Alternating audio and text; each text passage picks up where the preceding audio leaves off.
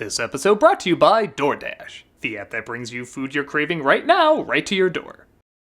Check us out at Grand Rapids Comic Con November 11th to the 13th. Hope to see you there.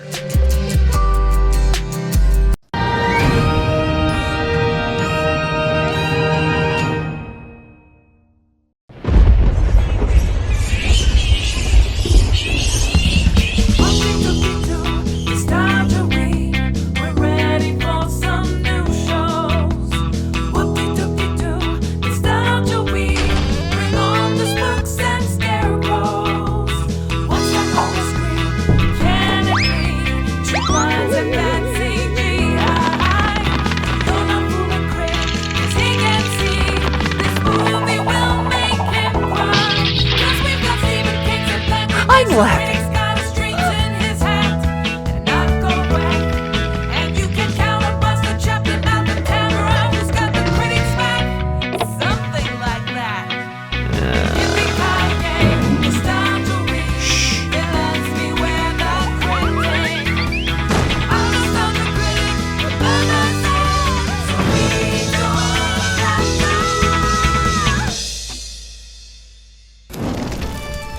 Hello, I'm the ghost of the Nostalgia Critic. Behold my incredibly vague powers! The Dark Realm is a haunting, mysterious place that I plan to take you on an adventure through. That is, if you survive. Yeah, you and like a dozen others. Take a number. Oh. So do I take a seat or... Anything away from my desk.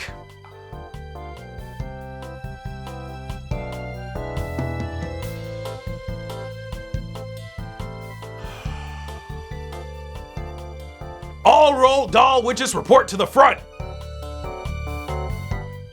Sorry about your reboot. Solizwapa Zemeckis. Don't worry, Pinocchio put him back on the map. Am I sorry about your reboot? Spirit Halloween merchandise says nope. Fair enough. Sorry about a lot of your reboots. Could be worse. I could be a monster.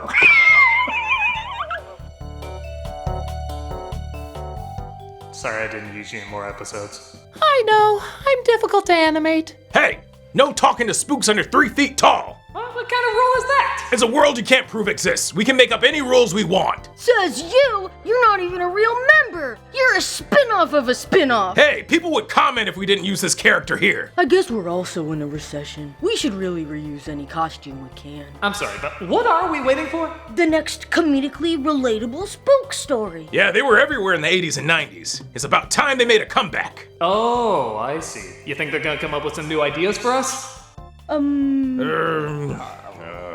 are we all just waiting to get rebooted again? All Addams family members report to the front. Oh boy, for jokes and pop songs, here I come. Well, the one I'm representing ain't getting rebooted, so I'm... Really? You're not getting rebooted? Not even a stage musical? Tell us what it's like. I know we're dead, but how does it feel to not have your essence constantly gnawed at? Well, I've been doing this 15 years. I like to decompose naturally. Tell us more. Okay, I really do have to get back to life here. How? Well, that rule's very simple. You can't kill a walker. Okay, maybe that's not true.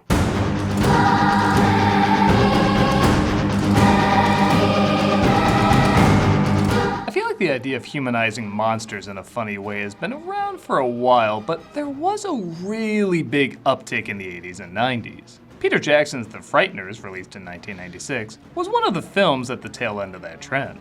When it came out, I remember critics and audiences ripping it apart, with a lot of people saying, "This guy's gonna direct Lord of the Rings." But like many underperforming oddball films, it got some respect over the years. Some. There is a small but arguably growing community who enjoy this film, and honestly, it's easy to see why. It's a very easy film to want to like. It's mixing different styles, tones, and even effects to bring something that looks both adult and gritty, but also zany and cartoony.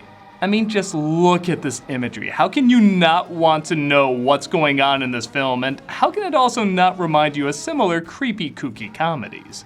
The film was even supposed to be another Tales from the Crypt movie, but Zemeckis liked it so much he wanted it to be its own thing. Well, I don't think having that title would have saved it. I mean, it didn't save this one. It's like RoboCop. There is still something really cool about it being a trilogy. So what works, what almost works, and what the hell were they thinking? Let's take a closer look to find out. This is a film I can't say is good no matter how much I want to. The Frighteners. Oh, come on, you're doing the glowing Ghostbuster text. Don't make it harder to dismiss you than it already is, movie. Yeah, so this first effect shows some of the production problems. Apparently, everyone making this was so excited for it, they pushed forward its release date, which meant some of the effects had to be rushed or even outsourced out to other effects studios. And in case you're wondering, yes, this effect sucked even for 1996. The people who would create Gollum, everybody! The wicked will be punished. Oh, you read Roger Ebert's review. As the credits roll, we're given some backstory about a ton of deaths that suddenly seem to be happening in this Midwest New Zealand town. The mystery heart condition that has killed over 30 people in less than 4 years has claimed another victim. Police are taking an eccentric approach to find the culprit. We're introduced to Frank, played by Michael J. Fox, who claims to be a psychic investigator. And how come he didn't see the corner coming? Psychic investigator? How come you didn't see the corner coming? Don't pretend you're lazy enough to do my job. I know I'm in trouble when I don't even believe this guy would get upset over a garden gnome being run over. We're gonna talk about a Musa! My poncho! This dude looks like he'd get upset his wife never used the Peloton he got her for Christmas. The one she never asked for. I got your license plate number, you bastard! Yeah, you got his phone number too. He gave you his card, remember? This guy is Ray Linsky, and his wife, Lucy Linsky, played by Trini Alvarado, is helping Patricia, played by Dee Wallace, after being attacked by the people under the stairs. No, wait, that's like the one horror film she wasn't in. I'm Dr. Linsky. I work at the medical center. No, you don't. I know who works there. My idiot sons who run Mom Corp! She was cutting the vegetables, and the knife slipped. It hurts. To your room this instant. So I will say when the film gets psychotically strange, that's when it's really fun. When it's familiar callbacks, we just think of the familiar callbacks, but when it's a line or delivery that's over the top bonkers, that's when it's one of a kind. I can have her locked up anytime I want to.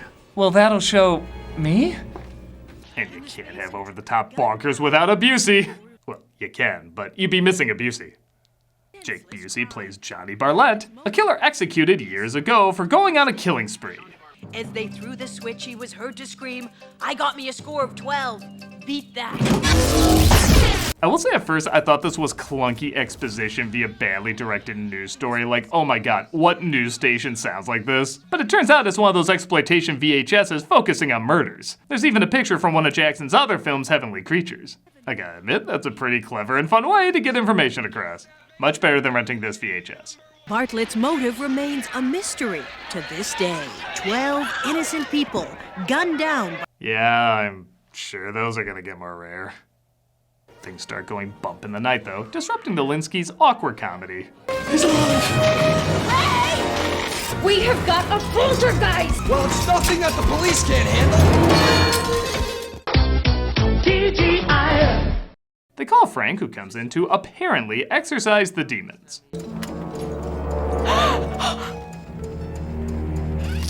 It's holy water. Wow, this was a Tales from the Crypt movie! I guess nobody saw the joke in this film, so Zemeckis put in another film for nobody to see. Why are they in our house? All I can tell you is emanations are normally confined to the cemetery, although they do escape. It's usually the young ones. Fox is a great actor, but the problem with these scenes is they think they're funny because somebody made them funny before. This is clearly the Bill Murray inspecting the apartment scene in Ghostbusters. But that was funny because we'd never seen that before. And we're still not sure if half the stuff he's doing is legit. Here, he does the same thing, but literally nothing is added. I don't mind taking inspiration or even repeating a gag as long as you change something up. Where am I even supposed to laugh here?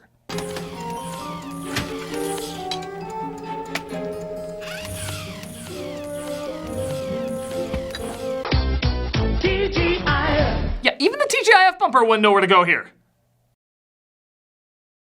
We see the ghosts are real, though. One Cyrus, played by Chai McBride, and the other is Stuart, played by Jim Fife. I think I'm going to throw up.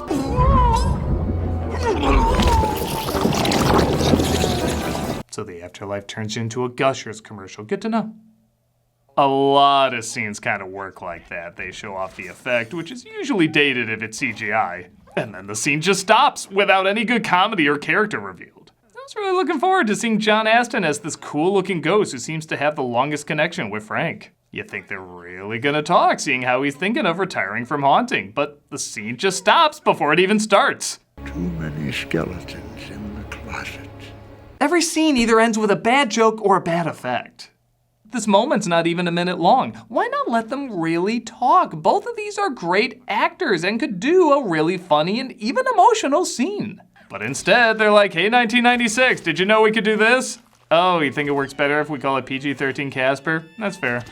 Yet sadly, even the old school Peter Jackson gore couldn't work its way into this, because no matter how much they tried to cut it down to get a PG-13, the MPAA kept giving it an R, which is laughably ridiculous. This is so clearly a PG-13 film. Jackson was so pissed they made the death of a character 10 times bloodier than written, because if he got an R rating, he was gonna goddamn take advantage of it.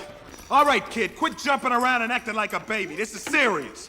Christ, even as babies, I can tell those are Peter Jackson's kids. No wonder he directed Lord of the Rings. I swear this family is half Hobbit. Speaking of which, out of my way, I'm off to stab Nicholas Angel as Santa Christ. And I'll just say it, for all the Zemeckis-style showing off of effects in this movie, yeah, I don't blame Jackson. A lot of this has Zemeckis' stamp all over it. This has got to be my favorite effect in the movie. How the hell did they do that? Was that really Fox? Was it a stuntman they CG'd his face onto? Did they just plan it out really well? I rewound this scene so many times wondering how they achieved this simple moment more than any of the flashy effects in this movie. That took balls, man. We easily could have had another foreign PSA in our hands. He runs into a familiar face though. Ray has apparently kicked the bucket and discovers only after death that Frank was telling the truth. Yeah, that does raise a good question. If he can really see ghosts, why does he need to scam people? Can you at least give me a ride so I don't miss my funeral? When the crypt doors creak and the tombstones quake, spooks come out for a swinging wake. What the hell are you doing in my graveyard? You have been told to stay away! In a really strange homage, I guess Jackson really wanted to pay tribute to Full Metal Jacket by having a character similar to R. Lee Ermey's. The original guy they got, I guess, didn't do that great an impression, so they just got the real R. Lee Ermey. But in a strange way, that kind of makes it more confusing. Why is it just Full Metal Jacket now? Sound off like you've got him here! Yeah, well, it's a public place, Hiles. I do not like you! You cannot bring your spooks in here without my permission! And goddammit, Jackson, why do you always want your actors to kiss me? That makes me physically ill! I'm not supposed to be here for another 22 years! Speaking of typecasting, hello, dumb cop who always plays dumb cop. You're on business, I guess. Not exactly. But like R. Lee Ermey, he does always play his one part well.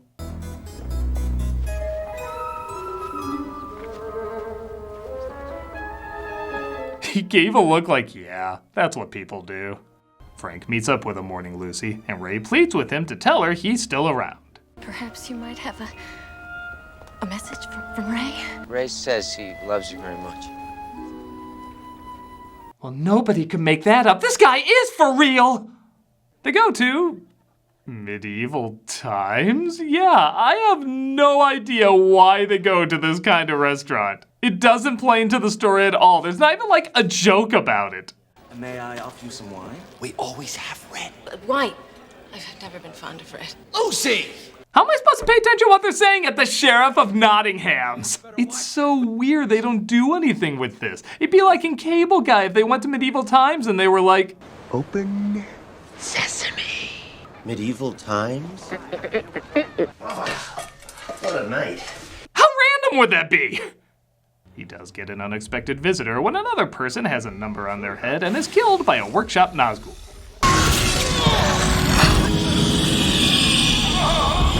Aw, you missed Dollar Store Morpheus saying sorry about the callback.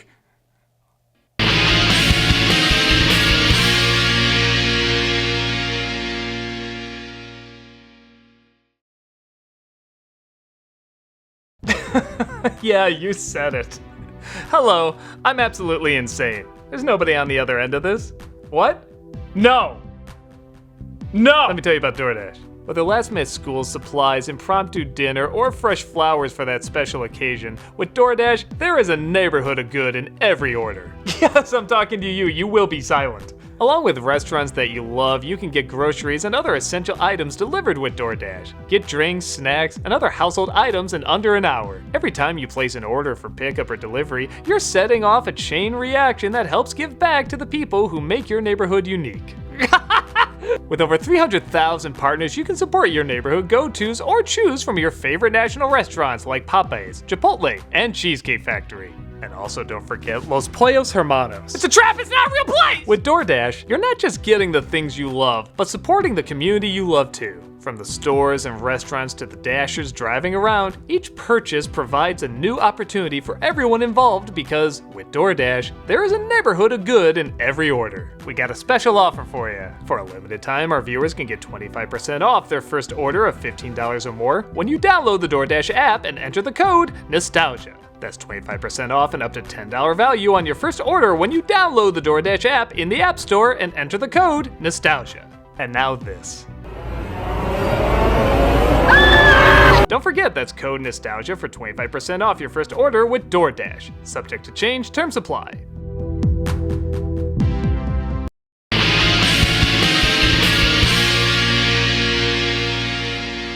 While chasing down the hooded menace, leading to the one legit creepy moment. Alright, that was pretty good. The sheriff calls in a so-called expert, FBI agent Milton Dammers, played by Jeffrey Combs. At what time, precisely, did Bannister leave for the bathroom? You. So here's a perfect example of the film working best when it's just goddamn crazy. I have no idea what this guy's deal is. I don't know if he's supposed to be an eccentric genius or a psychic or maybe even a lower tier agent the FBI just wants to keep far away. But his performance is so bizarre and so hard to make sense of, it's the most enjoyable thing in the flick. You know nothing about Frank Bannister. I have a problem with women yelling. I get all the fruity cases. You are violating my territorial bubble. You claim he's a bona fide psychic, yet all I've heard is a lot of ill-informed, meandering waffle. He looks like Colin Farrell halfway putting his penguin makeup on. Like he's slowly becoming Adolf Carey. I can't make heads or tails of him, but he certainly had a vision, went all the way with it, and is constantly entertaining whenever he's on screen. Bannister purchased 7 new blades on the corner of 3rd and Garrett. 3rd and Garrett. We'll be back to Bizarro Monk after these messages. Frank witnesses another person die at a museum and sees the editor of the town paper is next. But the judge is there to fight him off. You know, with dead bullets. Yeah, I have no idea how this world works. But oh no, he suddenly wants to hump a mummy. Yeah, that's what we're going with. Well, now we know what the Mummies Alive meets Addams Family porno spoof would look like. Yeah, we have our guns set to everything in the museum but Michael J. Fox. Why? I like it when they lie still like that. Oh, you're making Gomez scary for completely different reasons than he should. Frank tries to get the editor to someplace safe. Well, safer. Oh no, he can't just turn around and get her. Oh, okay, I guess he really can't. The monster does eventually catch up with him though and takes her life. Once again, Milton gets probably the funniest scene in the movie. I seriously doubt we will see Mr. Bannister anytime soon. The man is resourceful beyond anything you can comprehend. Hello, Frank. Can every scene just be that guy? Frank turns himself in and asks probably the most important question in the film. You know me? Not really, no. We don't know that much about him, which wouldn't be bad if we liked him or found him interesting, but again, these scenes are so short and so focused on the effects, we really don't get a feel for what he's like. They hint in the next scene he might be a psychopath who sees these ghosts as a hallucination and is actually the killer, even killing his wife years ago. He also pretends that he doesn't love Lucy. That cozy little scene in the restaurant was bullshit. I don't give a damn about you. I don't give a damn about anybody. Even though he's only known her for only a day, and she just lost her husband. But I guess we're supposed to see him as an honorable scammer for that. It's not that the character's too unlikable, it's that the film doesn't make me care. Because it doesn't give him a personality to care about. And for me to not care about a Michael J. Fox personality, a guy who just illuminates charm, that's impressive. Forget about the Patricia character? That's okay, so the movie. She hasn't shown up in almost an hour. What are you doing in my room? I never drink wine. I'll make you some coffee, Matt. She's in constant surprise Scooby-Doo face, like, And call the exterminator! We have Spider-Mans in the wall again! Lucy, go! Ray gets killed by the creature. Aw, just when I remembered he was in this. And Lucy goes to visit Frank in jail. Yeah, you can visit the suspected killer in his cell alone. Do you think that you're the only person who's ever lost somebody? God, you walk around like you don't have any feelings, but the truth is that you're just scared. Why are you acting like you had so many conversations and you know each other?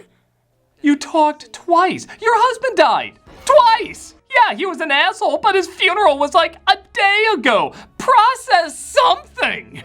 I don't want to hurt you, Lucy. We have so many memories together. Your husband dying, the dinner where we talked about your husband dying, you entering that door a minute ago. What is it, Frank? She gets a number 2, but his ghost friends fight the creature off.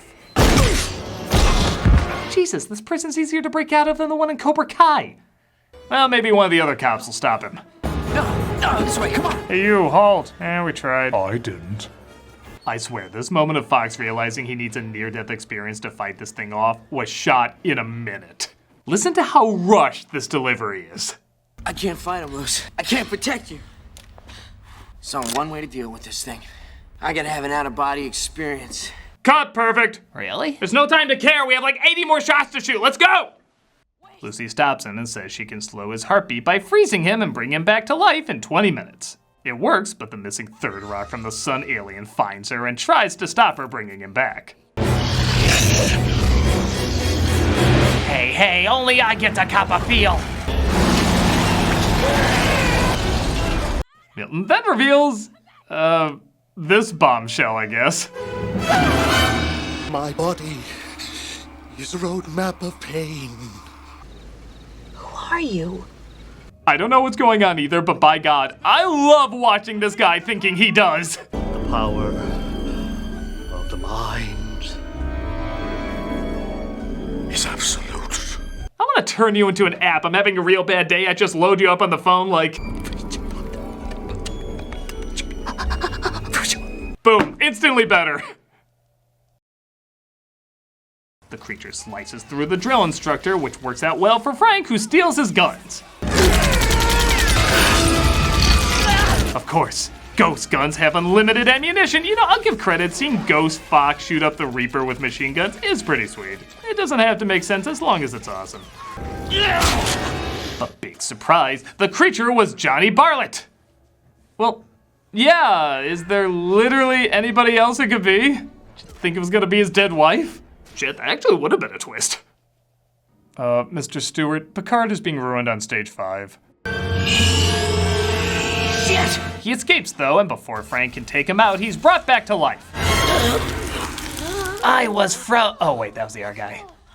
They figure Patricia might be the next victim, but it turns out she was in on it all along. I want to kill her now, Patty. That'll give us 41. That's 8 clear of Casey. Yes! Now, I'd be lying if I said I followed this because, what, he was chasing around in the opening just for show? Why didn't she leave the mother earlier? Has she just been switching back and forth the whole time? To me, it raises a lot more questions, and I could be missing something, but honestly, it doesn't matter because, again, these two bring much needed lunacy and spontaneity. Like Milton, they are just so much fun to watch. You can come. Oh, he's literally doing my brain. Plus, I do love that everyone thinks she's a killer. The film is trying to convince us everybody's closed-minded, and then it turns out she is a killer. I kinda love how twisted that is. No, my carpet powers. Yeah, I'm sorry. You need some rules if you're not gonna be funny or scary.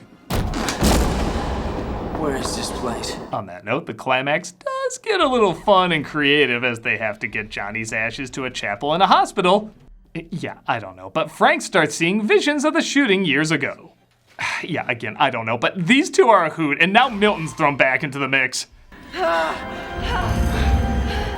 You're next, pal. Well, they do strangely have better chemistry than Lucy and Frank. Here's Foxy. I'm an asshole. With a noose. Okay, so remember that death I was talking about that Jackson made extra bloody so he could feel the R rating was worth it? Of course it's Milton's! It's official, nothing about this character was subtle. Frank realizes they were the ones who killed his wife and carved the number into her head, so he tries taking Patricia with him to the afterlife, but Johnny pulls her back. Bye, Frank! Oh God, we're in Jake Busey's father's colon. The drag to tentacle hentai hell. Hey, to some people, that's heaven. And Frank's friends and even his wife tells him he's not ready to perish yet. Whoa. Be happy. But don't date any other women than me. Hey, wanna get married? Sure, I forgot I even had a husband. What do you know about Ouija boards? It looks like Milton is forced to be the sheriff's guardian angel, and even Lucy has the power to now see ghosts. She does this blanket thing because that's a solid ending, and The Frighteners finally ends. Yeah, like I said, I want to like this movie, and maybe there's a version out there I will. I hear there's a director's cut that added 14 minutes. Who knows, maybe that might be the right amount to put back in because that's my biggest problem. Everything just feels rushed and never given a moment to breathe, or stop breathing. A lot of critics said this film was trying to be a horror flick, a comedy, a special effects slasher movie, and it's not very good at any of them. I agree, but I admire it for trying. I think there is a good film buried in here. Maybe it's not even that deep as I'm hearing more and more people are discovering and enjoying it. For me, I think it's similar to Mars Attacks. How I didn't really like that movie, but how could I hate something where Tom Jones saves the world? I don't like it, but how can I truly hate it? Just the bizarre mix of cartoony and gritty imagery is too interesting to entirely dismiss. Had the film focused more on the crazier moments like the scenes with Bartlett, Patricia, and Milton, I think it could have been great. As is, I guess it's halfway between unjustly irrelevant and justly irrelevant. Ooh, speaking of which, I should see if my number's been called. Hey, has my number been called yet? Oh, bad news, buddy. We all got rebooted. Oh, well, that doesn't sound too bad. Isn't that what y'all wanted? We're being rebooted by Rob Zombie. You know, for such a dark director, you'd think the colors would be turned down a bit. Darn!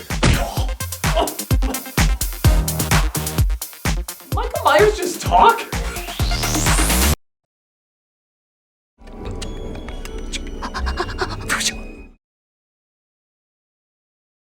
We're still doing cameos for charity, and this month we're doing Wings for Life.